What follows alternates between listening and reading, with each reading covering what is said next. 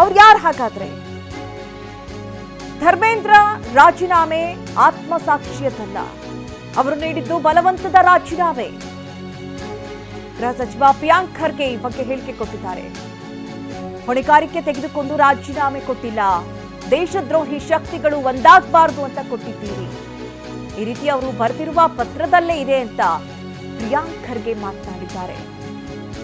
ಧರ್ಮೇಂದ್ರ ಪ್ರಧಾನ್ ರಾಜೀನಾಮೆ ಕೊಡುವಂತಹ ಸಂದರ್ಭದಲ್ಲಿ ಬರೆದಂತಹ ಪತ್ರದ ಒಂದಷ್ಟು ವಿಚಾರಗಳನ್ನ ಇಲ್ಲಿ ಉಲ್ಲೇಖ ಮಾಡಿದ್ದಾರೆ ಪ್ರಿಯಾಂಕ್ ಖರ್ಗೆ. ಧರ್ಮೇಂದ್ರ ಪ್ರಧಾನ್ ಅವರ ರಾಜೀನಾಮೆ ಆತ್ಮಸಾಕ್ಷಿಯ ರಾಜೀನಾಮೆ ಅಲ್ಲ, ಬಲವಂತದ ರಾಜೀನಾಮೆ. ನಿನ್ನೆ ಅವ್ರ ಲೆಟರ್ಸ್ ಭಾಳ ಸ್ಪಷ್ಟವಾಗಿ ಓದಿ ಹೇಳಿದ್ದೀನಿ ನಿಮಗೆ. ಏನು ದೇಶದ್ರೋಹಿ ಶಕ್ತಿಗಳು ಒಂದಾಗಬಾರ್ದು ಅಂದ್ಬಿಟ್ಟು ನಾನು ರಾಜೀನಾಮೆ ಕೊಡ್ತಾಯಿದ್ದೀನಿ ಹೊರತು ನಾವು ಹೊಣೆಗಾರಿಕೆ ತೊಗೊಂಡು ರಾಜೀನಾಮೆ ಕೊಡ್ತಾಯಿಲ್ಲ ಅಂತಲೇ ಭಾಳ ಸ್ಪಷ್ಟವಾಗಿ ಲೆಟ್ರಲ್ಲಿ ಉಲ್ಲೇಖಿಸಿ. ಏನೇ ಇರಲಿ, ಅದು ಮೊದಲನೇ ಹೆಜ್ಜೆ. ತಮ್ಮ ಮುಖಾಂತರ ನಾನು ಮನವಿ ಮಾಡ್ತಾಯಿದ್ದೀನಿ ಪ್ರಧಾನಮಂತ್ರಿ ಅವರಿಗೆ, ದಯವಿಟ್ಟು ಪಾರ್ಲಿಮೆಂಟಿಗೆ ಬನ್ನಿ, ಹೆದರಬೇಡಿ. ಶಿಕ್ಷಣ ನೀತಿಗೆ ಏನು ಸುಧಾರಣೆ ತರ್ತಾ ಇದ್ದೀರಾ ಆ ನೀಲಿ ನಕ್ಷೆಯನ್ನು ಇಡಿ, ಒಂದನೇದು.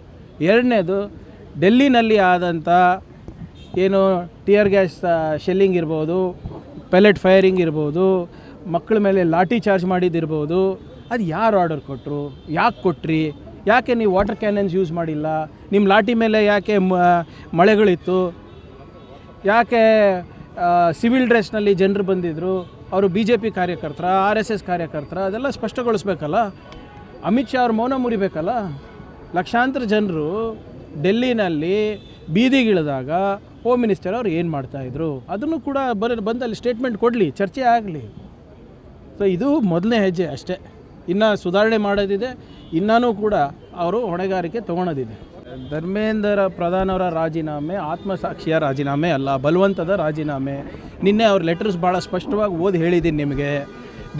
ಏನು ದೇಶದ್ರೋಹಿ ಶಕ್ತಿಗಳು ಒಂದಾಗಬಾರ್ದು ಅಂದ್ಬಿಟ್ಟು ನಾನು ರಾಜೀನಾಮೆ ಕೊಡ್ತಾಯಿದ್ದೀನಿ ಹೊರತು ನಾವು ಹೊಣೆಗಾರಿಕೆ ತೊಗೊಂಡು ರಾಜೀನಾಮೆ ಕೊಡ್ತಾಯಿಲ್ಲ ಅಂತಲೇ ಭಾಳ ಸ್ಪಷ್ಟವಾಗಿ ಲೆಟ್ರಲ್ಲಿ ಉಲ್ಲೇಖಿಸಿ. ಏನೇ ಇರಲಿ, ಅದು ಮೊದಲನೇ ಹೆಜ್ಜೆ.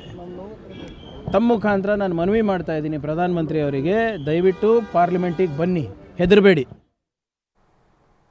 ಇನ್ನು MB ಪಾಟೀಲ್ ಅವರು ಕೂಡ ಧರ್ಮೇಂದ್ರ ಪ್ರಧಾನ್ ಅವರ ರಾಜೀನಾಮೆ ಕುರಿತಂತೆ ಮಾತನಾಡಿದ್ದಾರೆ. ಅವ್ರೇನು ಹೇಳಿದ್ರು ಬನ್ನಿ ನೋಡೋಣ. ಕೊನೆಗೂ ರಾಜೀನಾಮೆ ಕೊಟ್ಟರು. ನೀವೇ ಹೇಳ್ತಿದ್ದಲ್ಲ, ಕೊನೆಗೂ 47 ದಿವಸ ಇಡೀ ಮಕ್ಕಳ ಭವಿಷ್ಯತ್ ಜೊತೆ ಚೆಲ್ಲಾಟ ಆಡಿ ಸುಮಾರು 10-20 ಮಕ್ಕಳು ಪ್ರಾಣ ಕಳ್ಕೊಂಡು 1.5 ಲಕ್ಷ ಜನ ಎರಡನೇ ನೀಟ್ ಪರೀಕ್ಷೆಗೆ ಇವತ್ತು ಹಾಜರಾಗಲಿಲ್ಲ ಮಾನಸಿಕ ಒತ್ತಡದಿಂದ. ಇವತ್ತು ಪ್ರಧಾನಮಂತ್ರಿಗಳು ಇವತ್ತು ನಾಚಿಕೆ ಪಡುವಂಥ ಪರಿಸ್ಥಿತಿ ಇದು. 24 ಗಂಟೆ ಒಳಗಡೆ ಇದನ್ನು ಮಾಡಬೇಕಾಗಿತ್ತು, ಏನಾದರೂ ಮರ್ಯಾದೆ ಉಳಿತಿತ್ತು. ಈಗ ಯುವಕರು ಇವತ್ತೊಂದು ದಿವಸ ವಿದ್ಯಾರ್ಥಿಗಳು ನಾವು ಭಾಳ ದೊಡ್ಡ ಹೋರಾಟ ಮಾಡಿದ್ಮೇಲೆ ಇವತ್ತು ಎಚ್ಚೆತ್ತುಕೊಂಡು ತಡವಾಗಿ ಕುಂಭಕರ್ಣದ ನಿದ್ರೆಯಿಂದ ಎಚ್ಕೊಂಡು ಈಗ ಇದನ್ನು ಅನಿವಾರ್ಯವಾಗಿ ಮಾಡಿದ್ದಾರೆ. ಯಾಕಂದ್ರೆ ಗೊತ್ತಾಯ್ತು ಅವ್ರಿಗೆ ಇನ್ನು ಮುಂದೆ ಇವರು ಅಚ್ಚೇ ದಿನ ನಡೆಯೋದಿಲ್ಲ, ಇವರು ಸುಳ್ಳುಗಳ ನಡೆಯೋದಿಲ್ಲ ಅಂತ ತಿಳ್ಕೊಂಡು ಈಗ ಅನಿವಾರ್ಯವಾಗಿ ಇವತ್ತು ದಿವಸ ಈ ಹೆಜ್ಜೆ ಇಟ್ಟಿದ್ದಾರೆ. ಅದು ಏನು ಒತ್ತಡದಿಂದ ಇವತ್ತು ದಿವಸ ಒಂದು ಕಡೆ ಕಾಕ್ರೋಚ್ ಜನತಾ ಪಾರ್ಟಿ, ನಿಮ್ಮ ವ್ಯಾಂಕೋಕ್ಕು ಮತ್ತು ಇನ್ನೊಂದು ಕಡೆ ನಮ್ಮ ಮುಖಂಡರಾದಂಥ ರಾಹುಲ್ ಗಾಂಧಿಯವರು, ಪ್ರಿಯಾಂಕಾ ಗಾಂಧಿಯವರು ಎಲ್ಲರೂ ಹೋರಾಟ ಮಾಡಿದ್ರಿಂದ ಇವತ್ತು ರಾಜೀನಾಮೆ ಪಡ್ಕೊಂಡಿದ್ದಾರೆ. ಆದರೆ ಇಟ್ ಇಸ್ ಟೂ ಲೇಟ್. ಇದು ಮೋದಿ ಯುಗ ಅಂತ್ಯಗೊಳ್ಳಕ್ಕೆ ಪ್ರಾರಂಭ ಆಗಿದೆ. ಎಲ್ಲ ವಿಚಾರಕ್ಕೆ ಸಂಬಂಧಪಟ್ಟಂತೆ ಹೆಚ್ಚಿನ ಮಾಹಿತಿಯನ್ನು ಕೊಡ್ತಾರೆ ನನ್ನ ಕೊಲೀಗ ಪ್ರತಿಮಾ ಭಟ್. ಡೆಸ್ಕ್ನಿಂದ ನೇರ ಸಂಪರ್ಕದಲ್ಲಿ ನನ್ನ ಜಾಯ್ನ್ ಆಗ್ತಾ ಇದ್ದಾರೆ. ಪ್ರತಿಮಾ, ಇಲ್ಲಿ ಗಮನಿಸ್ತಾ ಇರೋ ಹಾಗೆ ಈವರೆಗೂ ಕೂಡ ವಿಪಕ್ಷಗಳು ಧರ್ಮೇಂದ್ರ ಪ್ರಧಾನ್ ಅವರ ರಾಜೀನಾಮೆಗೆ ಪಟ್ಟು ಹಿಡಿದಿದ್ರು.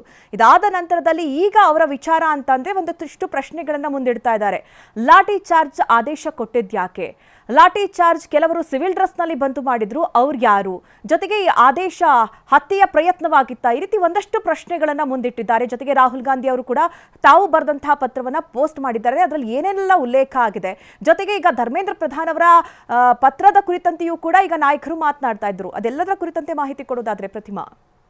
ಎಸ್ ಮಧು, ನಾವು ಒಂದು ಗಮನಿಸಬೇಕು, 5 ದಿನಗಳ ಕಾಲ ಕಲಾಪ ಸಂಪೂರ್ಣವಾಗಿ ಅಲ್ಲಿ ನಡೀಲೇ ಇಲ್ಲ. ಪ್ರತಿಭಟನೆಯ ಕಾವು ಬಹಳ ಜೋರಾಗಿತ್ತು. ಅದೆಲ್ಲವೂ ಕೂಡ ಈಗ ಸೋಮವಾರದಿಂದ ಸನ್ನಿವೇಶ ಬದಲಾಗ್ತಾ ಇದೆ. ಯಾಕಂದ್ರೆ ಈಗ ಕಾಕ್ರೋಚ್ ಪಾರ್ಟಿ ಏನು ಡಿಮಾಂಡ್ ಅನ್ನು ಮಾಡಿತ್ತು ಅದರಲ್ಲಿ 3 ಬೇಡಿಕೆಗಳನ್ನು ಈಡೇರಿಸುವುದಕ್ಕೆ ಈಗ ಕೇಂದ್ರ ಮುಂದಾದಂತಹ ಬೆನ್ನಲ್ಲೇ ಆ ಪ್ರತಿಭಟನೆಯನ್ನ ಹಿಂಪಡೆದಿರುವಂತಹ ಹಿನ್ನೆಲೆಯಲ್ಲಿ ಒಂದು ಬಿಲ್ ಪಾಸ್ ಮಾಡೋದಕ್ಕೆ ಕೂಡ ಈಗ ಕೇಂದ್ರ ಮುಂದಾಗ್ತಾ ಇದೆ. ವಿಪಕ್ಷಗಳಿಗೆ ಇಷ್ಟು ದಿನಗಳ ಕಾಲ ಒಂದು ದೊಡ್ಡ ಆಹಾರ ಆಗಿತ್ತು ಈ ವಿಚಾರ, ದೊಡ್ಡ ಅಸ್ತ್ರ ಆಗಿತ್ತು. ಈಗ ಧರ್ಮೇಂದ್ರ ಪ್ರಧಾನ್ ರಾಜೀನಾಮೆ ಕೊಡ್ತಾ ಇದ್ದಂತೆ ಎಲ್ಲವೂ ಕೂಡ ತಗ್ಗು ಬಿಡಬೇಕು ಅಂತ ಅನ್ನೋದನ್ನ ಖಂಡಿತವಾಗ್ಲೂ ಒಂದು ವಿಪಕ್ಷ ಆಗಿ ಬಯಸೋದಿಲ್ಲ ಕಾಂಗ್ರೆಸ್.